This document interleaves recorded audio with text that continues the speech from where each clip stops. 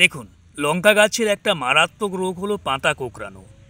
গাছ লাগানোর কিছুদিন পরে সমস্যাটা দেখা দেয়, ওপরের দিকের পাতাগুলি আস্তে আস্তে কুঁকড়ে যায় এবং এই ভাবটা মানে কুঁকড়ে যাওয়া ভাব গাছের প্রায় সমস্ত অংশে ছড়িয়ে পড়ে।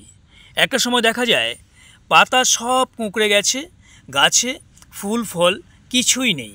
আমার বাগানে বেশ কয়েকটা গাছ আছে এখনও ছোট অবস্থায়। এই রোগটা দেখা দেয়নি, কিন্তু দেখা যে দেবে না তার কোনো গ্যারেন্টি নেই।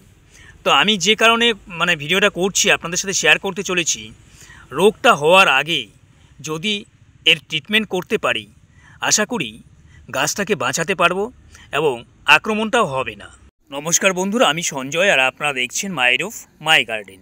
আমার বাগান যেহেতু সম্পূর্ণভাবে অর্গানিক, তাই এই রোগটা দূর করবার জন্য আমি এই জৈব পদ্ধতি অনুসরণ করি।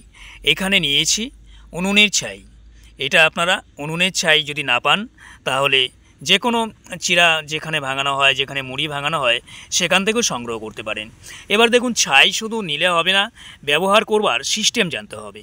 কিভাবে দেবেন ছাইটা, এটা বিভিন্ন পদ্ধতির মাধ্যমেই দেওয়া যায়। তো প্রথমত সকালবেলায় যে কাজটা করবেন, কিছু পরিমাণ ছাই নেবেন। আমি সকালবেলায় কেন বলছি, কারণ গাছের পাতাগুলি সারা রাত কুয়াশা পড়ে ভিজে ভিজে থাকে। তো আমি ভিডিওটা করছি রাত্রেবেলায়, সময় পাইনি দিনের বেলায়।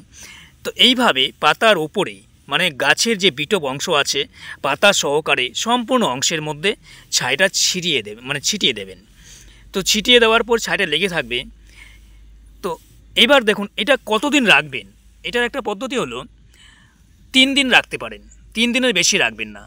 3 দিন পরে যে কাজটা করতে হবে, জল ছিটিয়ে স্প্রের মাধ্যমে জল দিয়ে ছাইটাকে ধুয়ে দিতে হবে।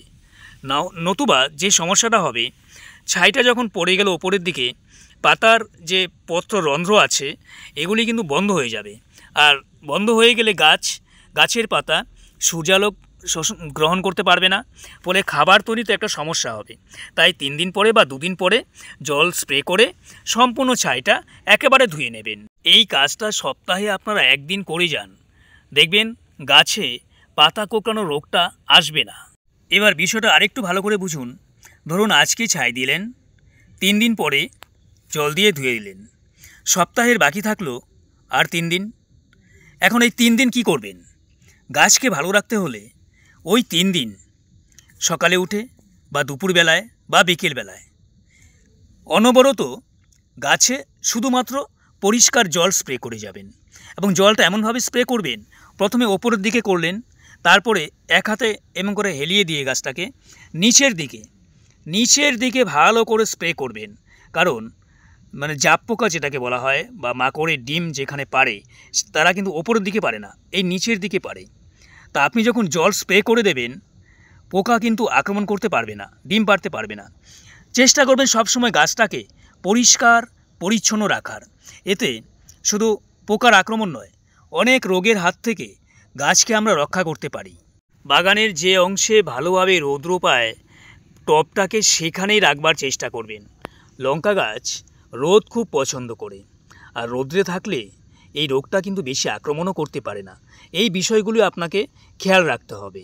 পাশাপাশি আরও কিছু খুঁটিনাটি বিষয় আছে। আপনি একটা কাজ করবেন, যখন আপনি অবসর সময়ে থাকেন, একটু বাগানে এসে পাতাগুলি উল্টে দেখবেন। যদি দেখেন এখানে মাকড়ের ডিম আছে, সাদা সাদা ছোট ছোট ডিম থাকে, তাহলে এভাবে হাত দিয়ে হালকা করে ঘষে দেবেন, দেখবেন ডিমগুলি নষ্ট হয়ে যায়। এই পদ্ধতির মাধ্যমেই কিন্তু আমরা বাগানকে অনেকটা রোগমুক্ত করতে পারি। এগুলো হচ্ছে সাধারণ কিছু বিষয়, যেগুলি জানা থাকলে বাগান করা আমাদের কাছে অত্যন্ত সহজ হয়ে পড়ে। আজকের ভিডিওতে এই তথ্যটাই আপনাদের সাথে শেয়ার করবার ছিল। চেষ্টা করুন রোগ হবার আগেই গাছকে রক্ষা করুন। সাধারণ এই জিনিসগুলো পালন করুন, দেখবেন আপনার বাগানকে অনেক রোগের হাত থেকে বাঁচাতে পারবেন। তো সবাই ভালো থাকবেন, সুস্থ থাকবেন।